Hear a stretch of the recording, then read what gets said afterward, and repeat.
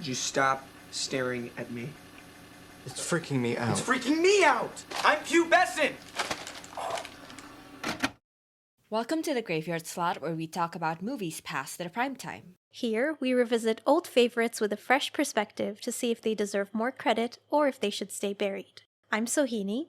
And I'm Sarah, and today we're talking about 17 Again.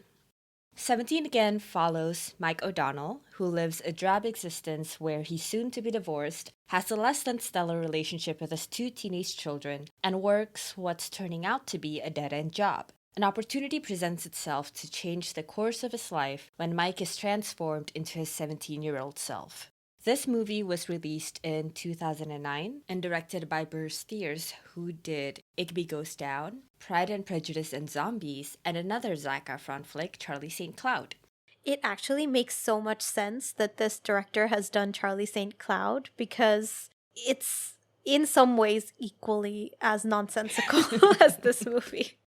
So we decided to watch this movie because I guess we both liked it in the past, and we were surprised to see that it had pretty average reviews. And as usual, we just wanted to see if it was warranted or whether this movie should deserve a little bit more credit. I personally cannot remember when I saw this movie. I just saw it at some point in my life. It was pretty fun. And I mean, you know, Matthew Perry, Zac Efron, it's a pretty fun cast. So yeah, I didn't really have any complaints at the time. Yeah, I don't remember disliking this movie either. I don't remember loving it either. I think it was just a movie that happened, which probably is a deserved title.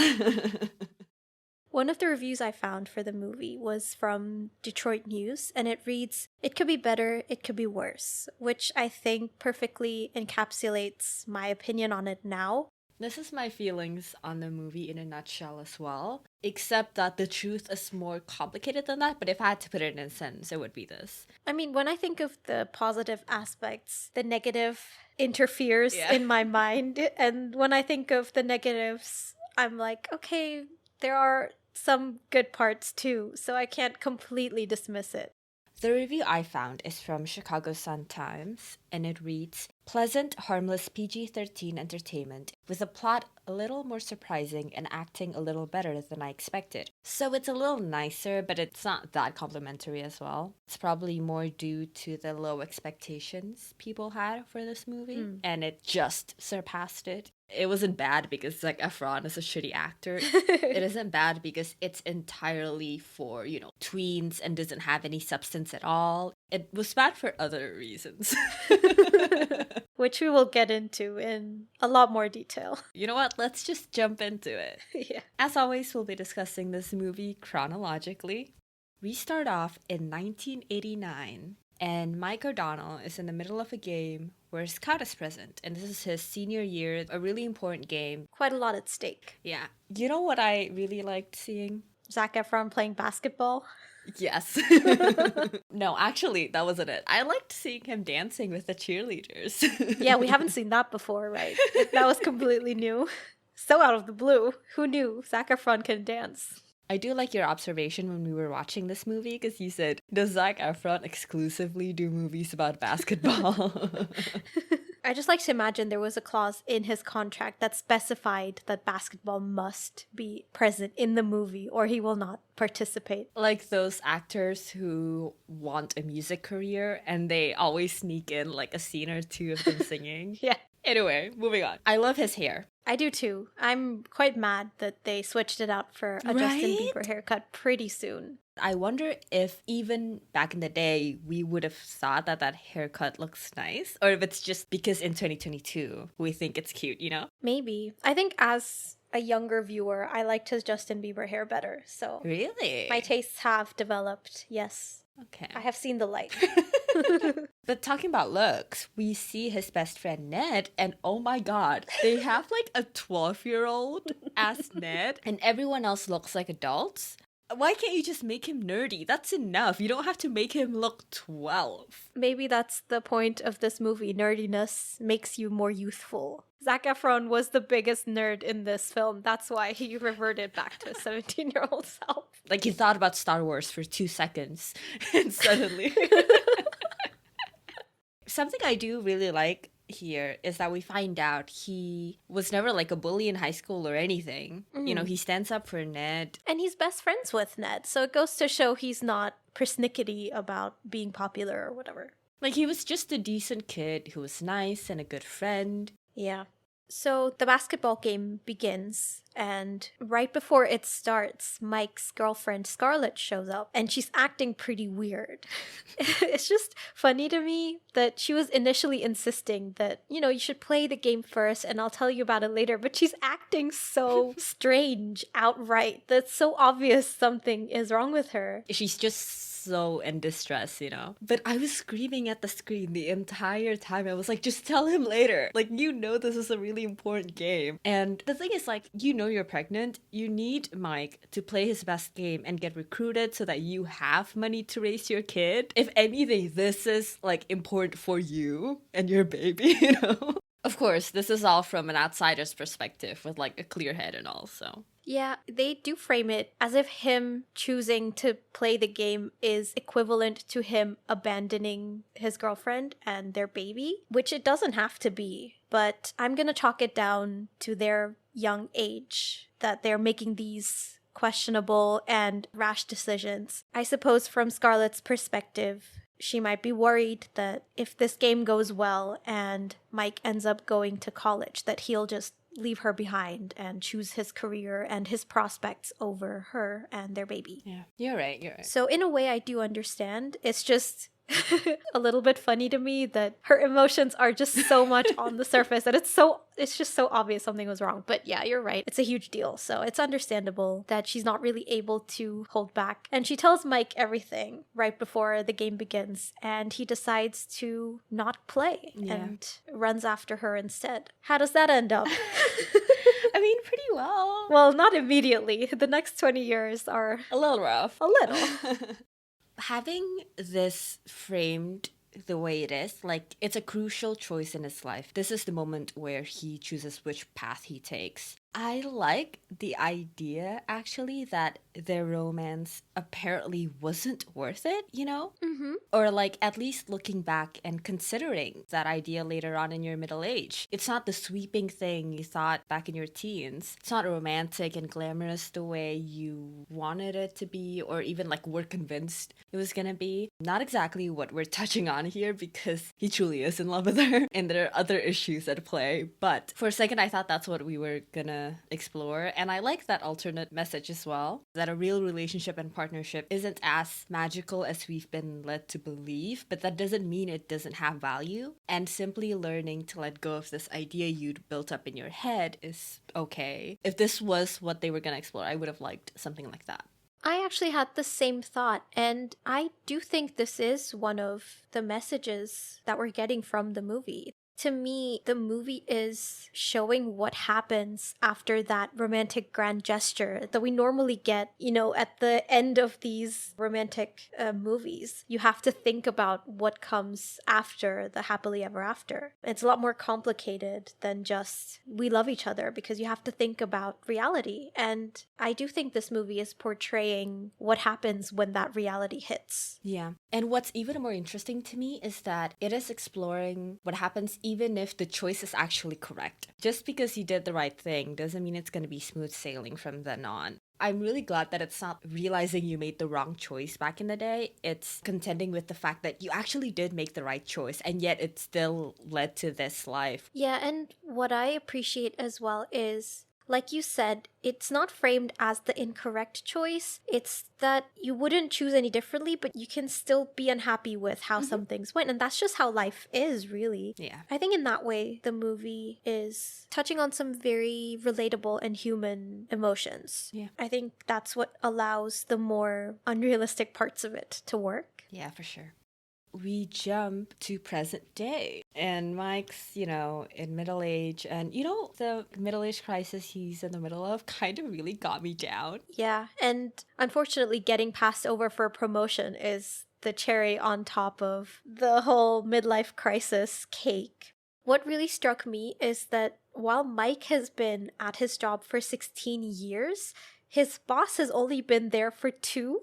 And Mike is surrounded by people who are largely younger and more successful than him. And I think this is a great way of showing his place in life, because he could easily have become an unlikable character. But instead of that, I think we feel sympathy for him, because it's not that he's a bad person inherently, he's just reacting to his surroundings. Yeah. He's bitter at the world, and for good reason, but it's not that he's just an awful person. He's just stuck in a rut, and I can understand that feeling of thinking that everyone is progressing whereas you are stuck in the same stage in your life, wishing you could go back and choose differently and set your life on a better path. So I think that makes him quite a sympathetic character. Yeah, same. I find it a little weird that Mike randomly visits the high school. No, he was there to pick up his kids. Okay, that does make sense. But while he's, staring at a picture of himself, as you do, he gets into this conversation with the janitor there, talking about his basketball career back in high school. And he does express to the janitor that he wishes he could go back to being 17. This actually brings me to an issue I have with this movie, which is that the dialogue is too on the nose. Fair. Because people generally don't talk like that, you know? Everything we mean is not always on the surface. But with this movie, everyone is saying what they're actually thinking and feeling. Very rarely do I find a degree of nuance where maybe one thing actually means something else. And especially in moments like this, which is like a pretty important moment in the movie, I just wish there had been a bit more subtlety. You're right. We already can see that Mike is not in a great place in his life. He wants to go back to when he thinks things were much better for him. We already see that. So to have the janitor say, "Seems to me you guys are living in the past," or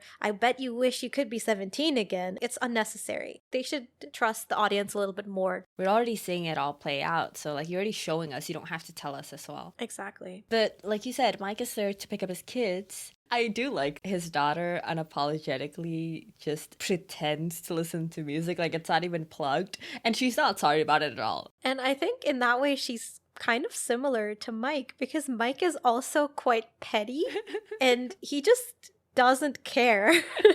When he doesn't care, he doesn't mind showing it. So I think she takes after him a little. Yeah. Or a lot. This scene kind of reminded me of Bella and Charlie when they were having dinner. Just like Charlie, Mike's knowledge of his kids is pretty outdated. You know, he thinks his son is this basketball star and he doesn't even know what his daughter's preferences are anymore when they're going out to eat, and just goes to show that their relationship has been deteriorating for a while. After ice cream, he drops them off at their place and he sees his ex-wife, Scarlett, and she's tearing up the backyard, and they have a little argument about the effort Mike had or hadn't put into the garden.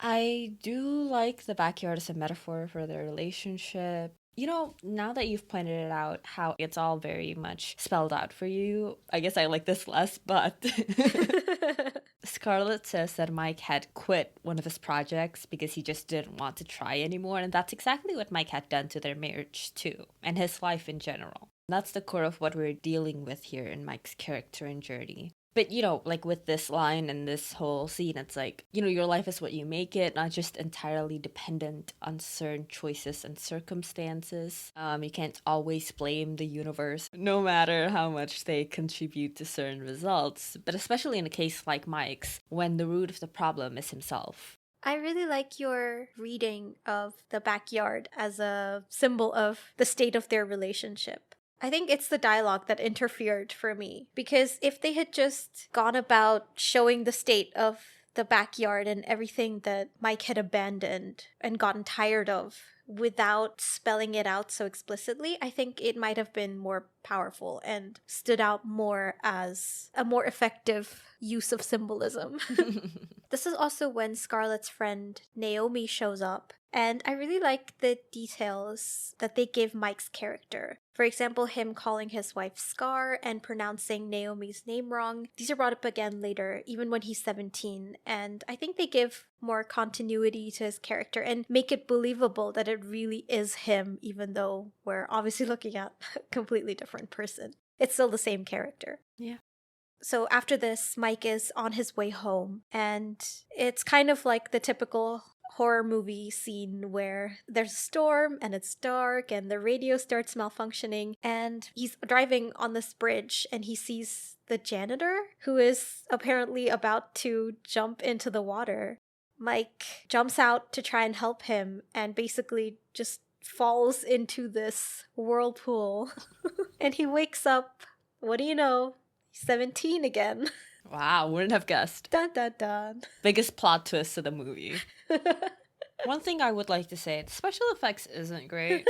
They superimposed like a face on it. Yeah. I'm not expecting like excellent special effects. Like just have a shitty whirlpool. I'm fine with that. It reminds me of that scene in High School Musical 2 where Zac Efron is looking at his reflection in a body of water and the reflection is super clear. It's like a mirror. Yeah, Zac Efron has one special effects guy that follows him from movie to movie.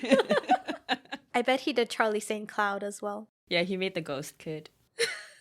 But he, drags himself out of there, covered in mud. He goes home to Ned's place, which is where he's been staying. And Ned obviously thinks there's a stranger in his house, so they get into a fight sequence, and I actually really enjoy it. I think it's full of personality and character, partly because Ned is established as so much a nerd that his name is one letter away from the word. But they duel with all these different props that he has displayed around the house. And it's really fun. Also because they have this established dynamic between them where they know each other so well that it makes it really fun to watch. Yeah, they do a really good job with their friendship, honestly. But yeah, this fight specifically is just a fun way, especially to use this character's traits. I do like that here it has a purpose, no matter how trivial or how important. And the slightly more relevant side to this is that he's familiar with various tropes and story acts and arcs, so he has a bit of an idea on what could be happening to Mike. They basically say that it's something like spirit guide transformation magic. Once he realizes that the magical being was probably the janitor, he goes to the school to try to find him, still dripping in mud. But Mike ends up enrolling in school because he concludes that his mission on this journey is to redo his senior year and make different choices that will lead to a much more satisfying life down the road. He's enrolled as Ned's kid, and he's tricked out in what he thinks is what the cool kids wear these days. He specifically references Kevin Federline as like his inspiration. I really liked this one moment where Ned told him he looks like a douche, and Mike was like, I do not look like a douche, and someone in the background says, what a douche. Right after that, Ned pulls out his credit card and goes, we're going shopping, and I cannot believe we do not get a shopping montage. Yeah, we love a good montage on this podcast. You can put 99 montages in there, and then maybe I will finally swap out Morning Glory for a new movie. This is why Morning Glory is your favorite movie, because it's 99.9% montage. You know what? Maybe this is why we can't have a montage. All he gets is A white t-shirt. and a jacket and a pair of sunglasses. That must have been so boring. But that's not all he got. Oh yeah, he got a Justin Bieber haircut too, to top it all off. But he can get a whole new wardrobe, he can get a whole new haircut, but Mike is still, how old? Like, he's 17, right, when the whole thing happens, and then it's 20 years later. So 37? Oh, that's younger than I thought. The hell? They are acting like they're having a midlife crisis, but they're only in their 30s. I think they're supposed to be older. I think they just fucked up the timeline. I honestly think so. They did not think this through. Anyway, he can change his wardrobe and he can change his hair, but, he's still a grown-up on the inside, and he keeps forgetting that he's transformed into a teenager because whenever he sees his kids, he gets really excited and starts waving at them. This is something that continues throughout the movie, where he just keeps forgetting that he's changed and reverts back into his father figure role, which is just really funny, but also kind of endearing because you can tell that he is a really caring father and he's trying his best for his children. Yeah. It's just that he forgets to do it in a way that's convincing in a 17-year-old's body.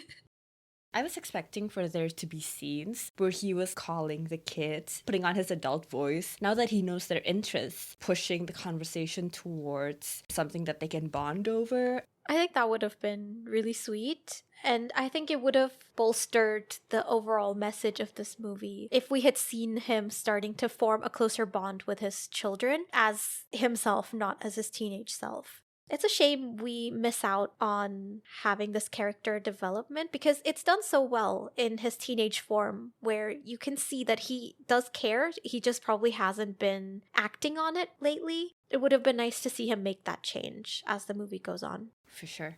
I really like that this is a journey of him getting to know his kids, which fucking sucks because of how this movie ends. But most of the meat of this movie is Mike discovering his kids' interests and inner lives and insecurities and helping them through it. I honestly think they balance it out pretty well for most of the movie. It's a pretty holistic view of Mike getting his family back, both his wife and his kids. So again, it's just so confusing why the movie ends the way it does, which we'll talk about later. But it was never a thing where it was like, it was just about, Scarlett. If anything, this was the main thing. Yeah, he says it himself. So in the next scene, he and Ned are having a conversation about this whole thing. And he says that this whole journey that he's been set on is about Alex and Maggie. So from the beginning, it is established that it's his children that he's set out to help. But yeah, Mike is eating so much junk because he's so hungry all the time, being in the body of a teenager. Although I hate that Mike takes one bite of a super sandwich and leaves. Well, considering what he put on there, I'm not surprised actually. Normally I would have a problem with that too, but I can understand in this case. I will make an exception because that sandwich looked absolutely disgusting. He put Nutella and then mayonnaise and then pickles and then I think crushed up corn chips specifically and then easy cheese and then ingredients to a regular burger. So beef, lettuce, tomato, and bread. Maybe it was just like, it was an out. He's like, oh my god, that tastes awful. I'm just gonna pretend I really have to go. So when he was at school, he finds out that Alex actually isn't popular. He's not even on the basketball team as he's been led to believe. He's basically being bullied pretty badly. Yeah. And what he finds out about Maggie is that she's dating Stan, which is the bully. Yeah. I don't understand why she's dating him. They don't really put any effort in establishing a sibling relationship between Maggie and Alex. Yeah, they don't even show them like bickering or fighting or anything. Yeah, I don't think they interact once in the entire movie. So it's difficult to understand the motivation behind her dating her brother's bully. Yeah.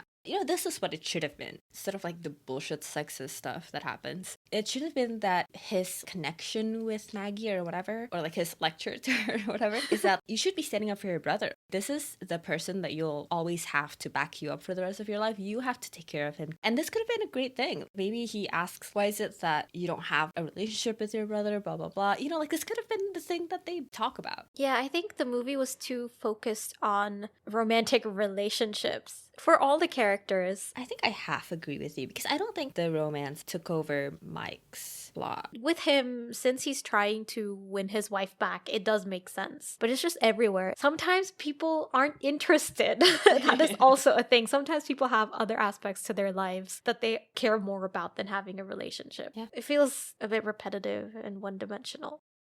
But Mike is friends with Alex. Yeah, I really liked that scene where he defends Alex from Stan in the cafeteria. Like, not his bullshit insult or anything. Just when Stan starts bullying him, Mike stands up and says, you do not talk to him like that. The character is a 17-year-old on the outside, but in that moment, I could believe that inside he's still their father. Yeah. And I think that was just really well acted. I think the concept could have not worked out as well if the acting hadn't been up to par. Because obviously you have to convince audiences that this is a middle-aged man on the inside. But I think that moment really struck me, the way he said that line. I really liked it. It was just nice to see the caring father side come out when his kids needed him. Yeah, same. I really love all the parts where you can see that this is an adult and this is a father. Mm-hmm.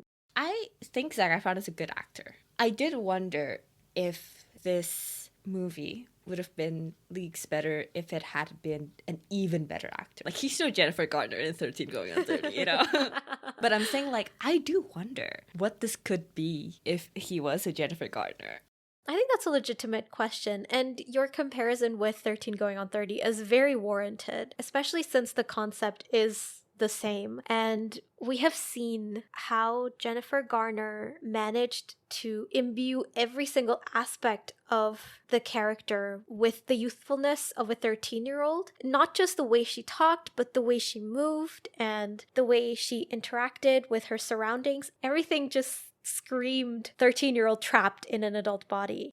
And I don't necessarily know that Zac Efron was up to that level. I don't think his performance was quite as nuanced, but I still think he did a decent job in any case. I think he did a great job, is what I'm saying, which is why, like, I want him to portray this really nuanced, heartbreaking performance, because it could have been that. The part that stuck out to me is when he's in class and it's like sex ed or something, and he's describing holding his kid for the first time. It's supposed to be a thing where he's swept away by the emotions and the memory. And for his character's journey, it's like remembering what was so special about this life that he chose. That fell flat for me.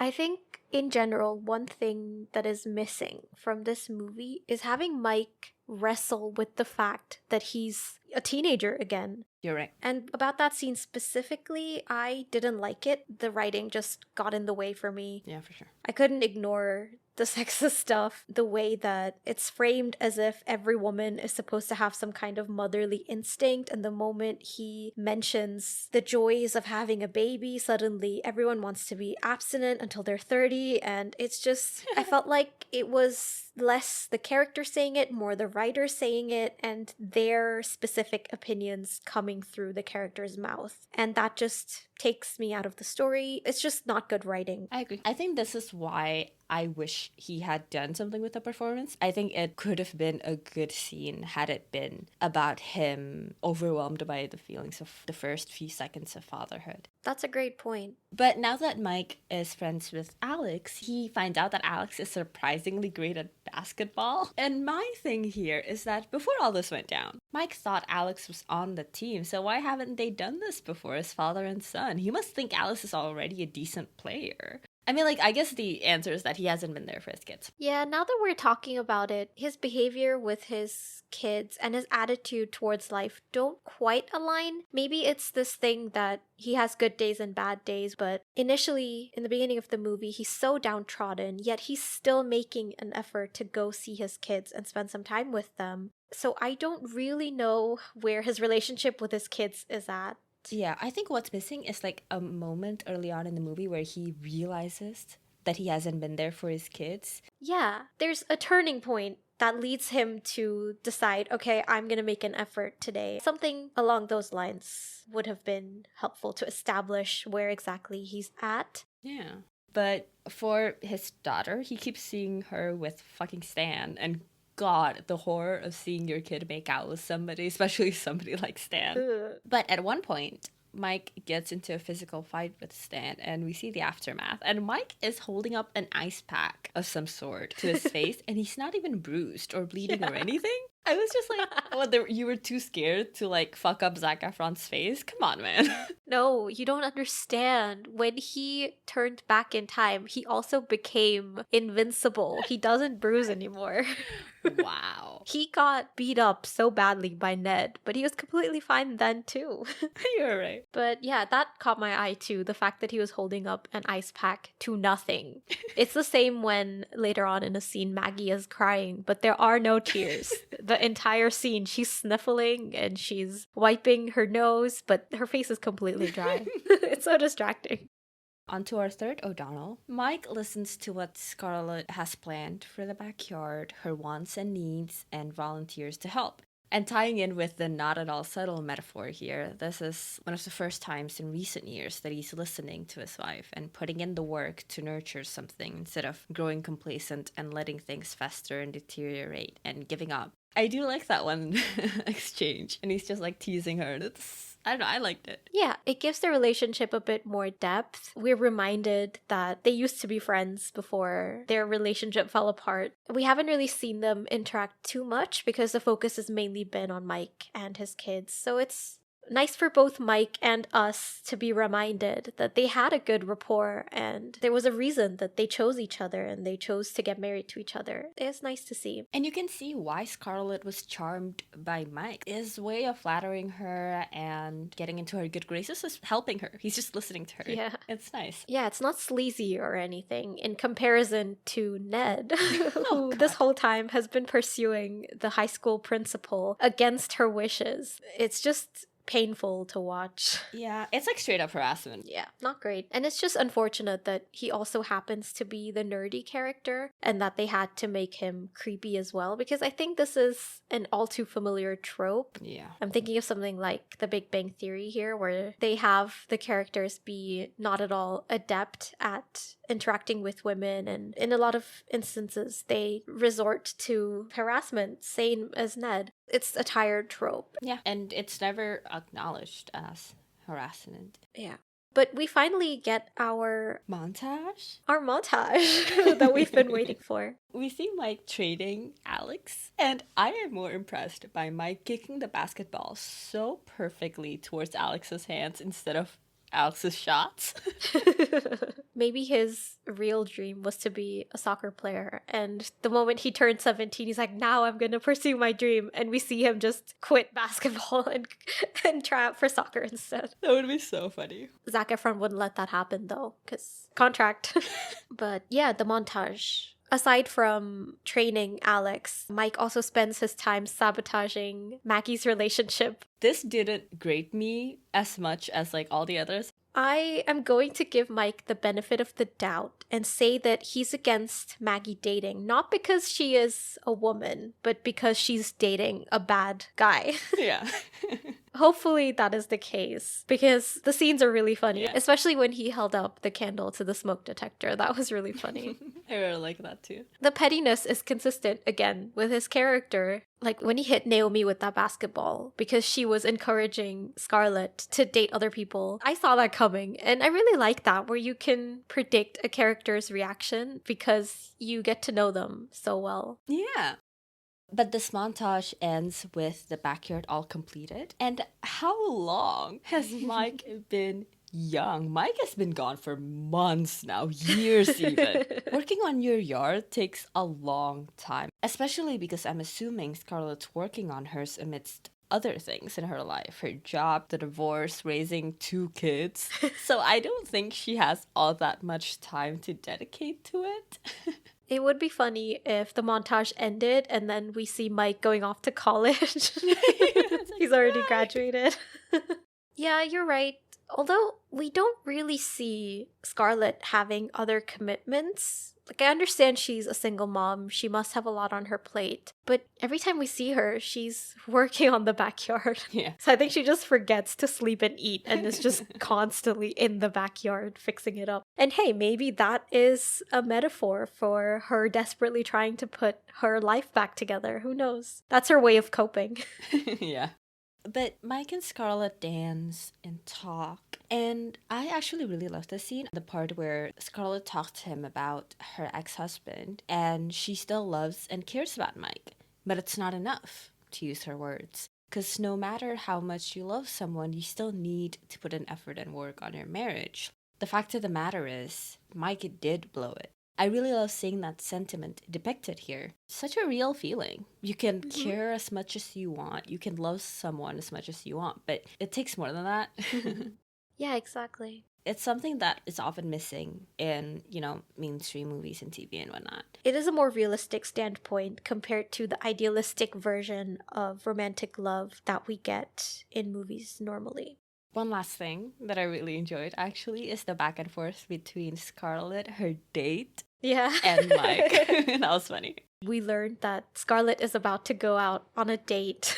And the interaction is so funny because the date mistakes Mike for Scarlett's son. And initially he's like, it's normal for sons to be protective of their mothers. They feel like they're taking over their dad's position in the household. I completely understand why he's hostile to me. And when Scarlett's like, he's not my son. He's like, oh, okay, that's weird. But yeah, while Scarlett is on her date, Mike and Alex and Maggie have gone to a party. There's a bunch of slut shaming, blah, Yeah. blah, blah. Awful. Well, speaking of which, right after this, he gives Maggie a whole lecture about dating Stan. I mean, I guess I get it. She's a teenager, so maybe she's not thinking completely clearly. But the fact that she is giving up going to a reputable college for Stan. I mean, come on. Think a little. Yeah. Sorry, I don't want to be judgmental. I don't think you're being judgmental. Maybe if it had been a decent guy, I could have been like, No, absolutely not. maybe begrudgingly like, okay, whatever. You do you. If she was dating a good guy, he wouldn't have been happy with this either. Yeah. Point is, not Stan. Come on, Yeah. not for Stan. The thing with this scene is, and this happens a couple times throughout the movie, but Mike says lines like, I know him better than you do about Stan, as if there's a parallel between him and Stan, and I think it's really misplaced. It would be fitting if part of the journey is him, again, realizing he was a jerk in high school, treated the people around him poorly, but that wasn't his character, so it really stood out to me each time it happens when his character gets lines like this, when he's talking about Stan. The only way I can read that line is if he's referring to his classmates or his teammates back when he was in high school. Maybe he just means he's familiar with that type of person. Yeah, that would make sense. That's the only thing I can think of. But you're right, the parallel absolutely doesn't, because he's set up from the very beginning as a decent guy. So the comparison to Stan is absolutely not warranted. He's such a bad character. Why not just have a decent guy dating Maggie? Like, why have Stan there? They also could have had Maggie date an okay guy, but also still have problems, There's not always a bad guy. There's not always a dickhead that you have to break up with. Yeah. And this could be a really interesting thing where Mike is like, the knowledge shame part is about relationships that are between two people who care about each other, but it's harder than just loving each other. And that's something that he has to deal with, and he works through it as he's looking at it from an outsider's perspective between Maggie and her boyfriend. Like, that would have been really interesting. That would have been so much better. But what we do get is a very flat character in Stan. Like, I never understand his motivations, and he's just painted as this cliche bully character who doesn't do anything else but terrorize the people around him. I think your suggestion would have worked a lot better, especially because it ties into his character development, and it would have made sense for him to deal with his own situation while he's helping his daughter through something similar, because it's always easier to look at someone else's situation more objectively than it is your own. So if it had led to an epiphany about his own problems, then I think that would have been really great. Then that character of Maggie's boyfriend would have served a purpose as well. We move on to the game. What's present in this scene is Scarlett on a date with another man, Maggie making out with Stan, and Alex playing on the team. They had all these things that are meaningful and occupying Mike's mind, and I thought it was gonna come to a head. Something coming up where one of the kids are in need of something and storms off, and he chooses to leave the game and makes the right choice of prioritizing his family. I was so sure that was going to happen and stick the landing of how much at the end of the day he really has gotten his priorities in order and realized he made the right choice all along, yada yada. But that doesn't happen here. Even when it does kind of happen at the end, like, this is more fitting. All the pieces were there. One kid with her problem, one kid with his thing, and his wife at the precipice of being with somebody else. Made me so angry. Yeah, you're right. It would have been a great conclusion to everything that we've been building up so far. What we get, it's not much in comparison. When you put it that way, it's just a lot of wasted potential. The movie forgets what it set out to do, I think, because they establish, as we mentioned earlier on in the beginning, that this whole journey is about his kids, him realizing that he's been neglecting his family This would have been the perfect stage for him in a way to fix his mistakes because it's the same setting, the basketball court, where he made that initial choice, but then everything went down the wrong path. And here he is back in that same spot again, and this is his chance to finally fix that thing that he's been wanting to. And they waste it. It's just a game, and he sets up the game for Alex to win. But what happens here is Maggie and Stan break up, and Mike gets to be fatherly, except he's in Zac Efron's body. And Maggie's like, oh my god, this guy's hitting on me. I love how, like, unself-conscious he was the whole time. He was just, like, so focused on trying to console her and everything. It's in character that he's, again, forgotten that he's in a teenager's body. And I thought that scene was pretty touching, that he's comforting his daughter who's been hurt. And I guess from Maggie's perspective, I can understand why she starts liking Mike, because she doesn't know, obviously, who he is. Especially after Stan, he's like, oh, here's somebody who actually cares how I feel. I think this would have been a great point for, as we were discussing before, for there to be a parallel between her relationship and Mike's relationship with Scarlett, and for him to have a realization. But that doesn't materialize. But yeah, it makes for a pretty uncomfortable scene where Mike realizes what he's accidentally done. Yeah, but this happens again later on at the party at Ned's. Alex is bonding with the girl that he likes, and Maggie pushes herself onto Mike. Not cool. Yeah, that was uncomfortable for many reasons. But also Scarlett shows up mid-party because Alex isn't home, and Mike tries to tell Scarlett the truth because he gets swept up in the moment at one point and, like, tries to kiss her. But the morning after is actually the court date to finalize his divorce.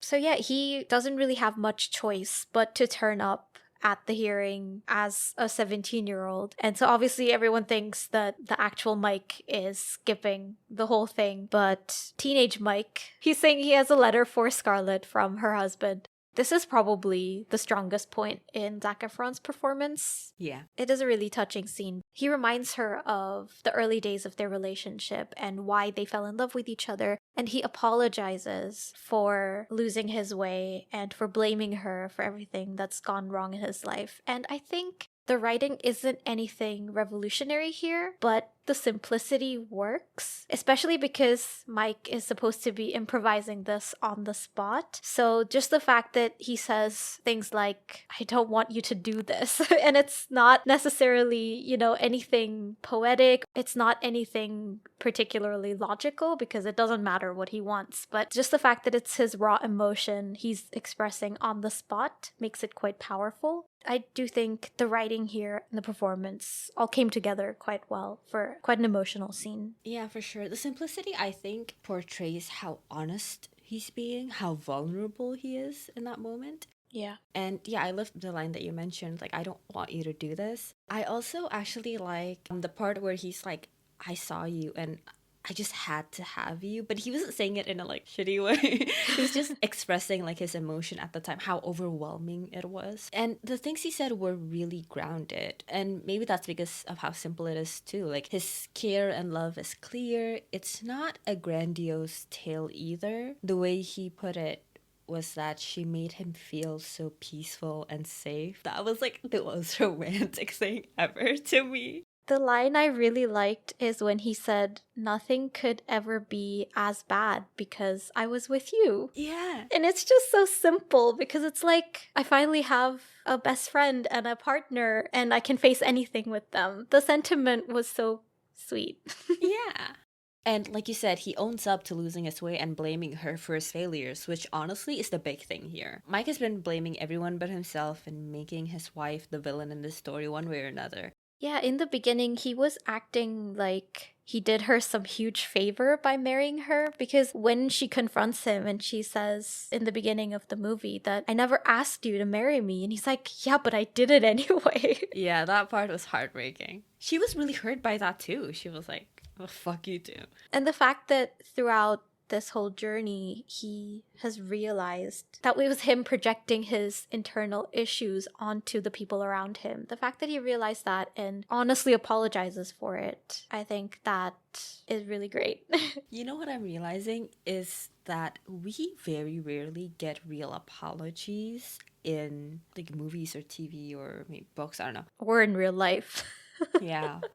It's always like, I'm sorry if I hurt you, or I'm sorry if you were offended. And I really like the fact that he doesn't say the word if when he's apologizing. He just owns up to what he did wrong and he says that he's sorry. Yeah, and what I'm realizing is I always encounter, like, there are movies that we've seen. Some people do some really awful things, and in the moment, I'm like, oh my god, I forgot that this was as bad as it is. And I would have never forgiven them, blah, blah, blah. But when I'm presented with actual apologies like this, where he actually does say what he did wrong and that it was his fault, I suddenly am like, this character is forgivable. Because, you know, the way Mike treated his wife was really shitty, no matter how decent of a guy he was. I wouldn't have thought that I would come around to him in that sense, but I did, because he did learn. And I really like it. The scene really landed with me and it was great. Yeah, and it makes it believable that Scarlett does forgive him after this scene. Yeah.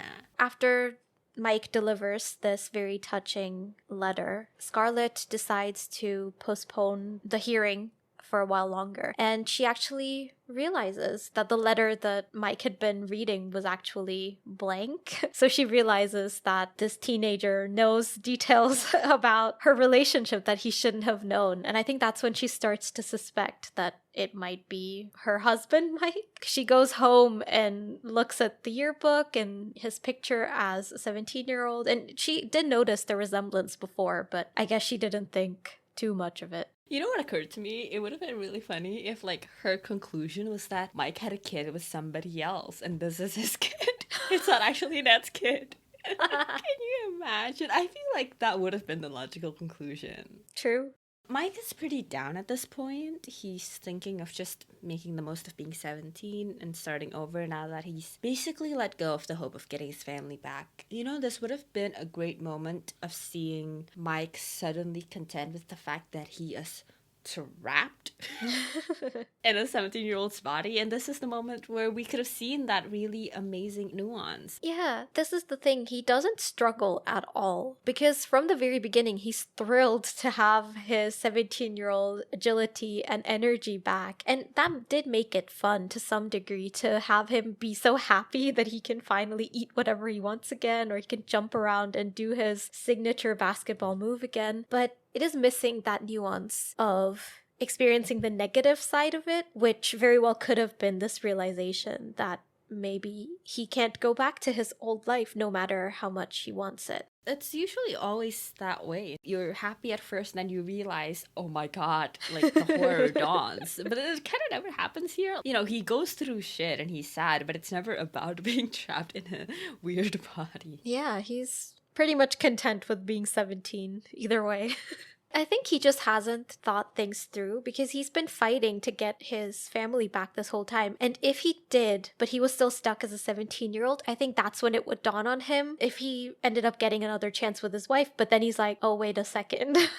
This isn't gonna work. I think maybe then he would have realized, but he's given up hope that he can return to that place with his family again. And that line made me really sad, where he said that everyone was happier without him. They were better off without him. That was quite heartbreaking. Yeah. Now that Mike is trying to make a go of it as a 17-year-old, I guess, he's playing in the game again, then he's trying to get a scholarship. Deja vu. But Scarlett is in the audience and he does the basketball kiss thing, the air kiss thing. And I was like cringing the first time it happened, but it was sweet here. I don't know. I think I've just come to love their relationship a lot. I don't like it, but same as you, I think now that we have more details of their relationship and a hint at the rapport they used to have, I can understand it as like a playful thing. Yeah, like an inside joke, but not a joke, whatever it's called. Yeah. That convinces Scarlett that it is her husband, Mike, who is somehow a teenager. And understandably, she's quite shocked by this revelation and she leaves the basketball game. And once again, Mike is faced with a very familiar choice of continuing with this basketball game or going after the love of his life. And can we guess which choice he makes? He goes to play soccer. Yep, that's the end. No. Of course, he goes after Scarlett once again, and he passes the ball to Alex this time instead of just dropping it. Which is, I suppose it's a nice touch. Yeah, it is. It's a nice culmination of everything that they've been through so far. But yeah, he goes after Scarlett, and at that point, he magically transforms back into his grown-up self, and they reconcile. And that's the end. Okay, I have a question. Yeah. When Mike realizes his mission isn't reliving his youth but helping his kids, do we even realize if this is true, like, by the end? Because, like, is the actual mission here actually realizing that he made the right choice all along in choosing Scarlet? Because that's when he finally turns back to his adult body, right? Which leads me to believe that that was what he was supposed to learn. Maybe, yeah, he just completely misunderstood what he was there for. But he ended up doing some good along the way anyway. It's like you said, they forgot what the movie was about halfway through. Yeah, either that or I think they were just confused on it to begin with. Yeah. Maybe it's just that he did everything he could for his kids and all that was left was his relationship with Scarlett. I know, but, like, it's so frustrating. Yeah, especially because we never, as you were saying while we were watching this movie, we never get any closure on the plotline with the kids. They never even know, I guess, that it was him all along. The movie literally ends with Scarlett and Mike in that hallway reconciling. My biggest problem with this movie is that it's about Mike reconnecting with his family, and they only end half of that arc. They have Mike and his wife reconcile, but they don't show that with his kids. He helps them and all, but his relationship with them is not mended at all. I was so confused when this movie ended. They literally just decided to not end the main arc. Like, what the fuck? His relationship with Scarlett is a big part of the story, but so is this relationship with his kids. It's not even a subplot. It's also not a thing where it's clear where the storyline will go. Young Mike wasn't over here, like, helping the kids understand their father better or appreciate him or anything. He was only helping them flourish in their lives. His relationship with them is still in shambles. And, like, this movie ends right before the big resolution. I guess the movie never pretended to want to mend their relationship. They just cared about, like, helping the kids in school. So, you know what? Maybe it's my misunderstanding, but that is shitty. This is why I say it's too focused on the romantic love aspect, because it just forgets that a part of finding happiness is also having a positive relationship with his kids. There's no effort to develop that parental relationship, that familial love between Mike and his children, because it's just too focused on the romantic aspect. And yeah, he helps his kids in their own domains or whatever, but there's a piece of the puzzle missing, which prevents it from being a complete narrative. But I suppose we're supposed to imagine that he becomes a more attentive father or whatever. I don't know. Yeah, the movie just ends. It would have been nice to see the kids come around and realize that he has been trying. It would be fun if they found out too, that it had been him the whole time. Yeah. Even if they had hinted at it, because Scarlett was looking at the yearbook, and if they both saw the yearbook and saw the picture of their dad, That would have been the thing that's like, oh, we know where this ends. So yeah, because of this, the story feels quite incomplete. And to me, at least, it feels a little bit muddled in the message it's trying to convey. Very much so. So, an absurd conclusion. Mike was trapped in a 17-year-old body for months, maybe even years. Reports of Mike O'Donnell missing have been filed. The family has mourned him. All the while, young Mike is chilling with them, finishing up the backyard, whistling along. Would you like to offer up an absurd conclusion of your own, Sohini? Yeah, in that vein, my absurd conclusion would be that Mike became immortal when he fell into the magic whirlpool. He cannot be harmed by mere human beings anymore. He cannot be bruised. He cannot bleed. And our final absurd conclusion is that, in truth, Mike is a soccer star. He's just kind of lost his way, mixed up the balls a little, he meant to pick up the other one. He's just been boxed in by society's expectations. Yeah. Have you ever considered that maybe I can be both? A famous Mike line, as we all know. Iconic Mike O'Donnell line. Yeah. So now that we've discussed this movie in excruciating detail, have your opinions changed, and would you recommend this movie? My opinions have definitely changed. I think a lot of this movie's weaknesses went over my head when I was watching it as a younger viewer, and now that I'm watching it with a more critical eye, it's hard to look past the flaws. And I'm not just talking about the normalization of harassment and slut-shaming and misogyny. I'm also talking about very unimpressive writing, which gets in the way of pretty decent characterization. To be fair, parts of it are still fun, but overall, it's just not as enjoyable a movie as it was before. So I wouldn't recommend this movie. Watch 13 Going on 30 instead. What about you? Yeah, I feel very similarly. My opinions have changed in that I like this less now. It's like you said, it's hard to get over the bad stuff, and there's a lot of fun parts, but unfortunately it doesn't outweigh everything else. And what I like about this movie is actually the subject matter and the themes they're exploring and the concept, and especially with something like this where it is a concept that's been done before.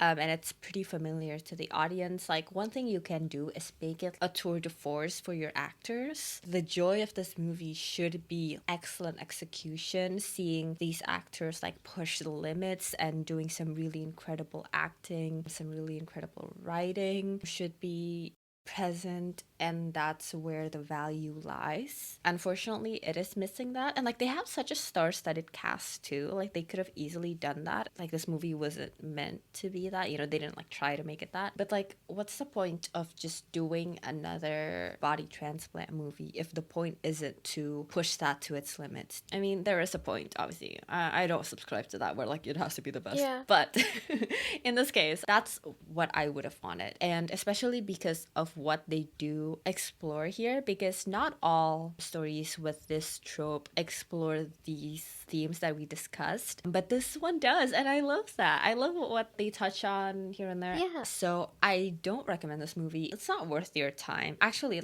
up to the end, I would have recommended it. I would have been just ignore the bad stuff. It's a fun watch, and it ends is what I was assuming. But it doesn't. So instead of just being able to enjoy this movie as a really dumb movie to watch, it leaves you so unsatisfied, which is, I guess, my least favorite thing. You're investing time in this thing, and of course you want it to have a satisfying ending. Otherwise, it feels like you've been cheated out of 2 good hours of your life. So yeah, I don't particularly recommend this movie. Maybe, you know what I recommend? To rewatch this movie if you had liked it back in the day and realize how bad it is.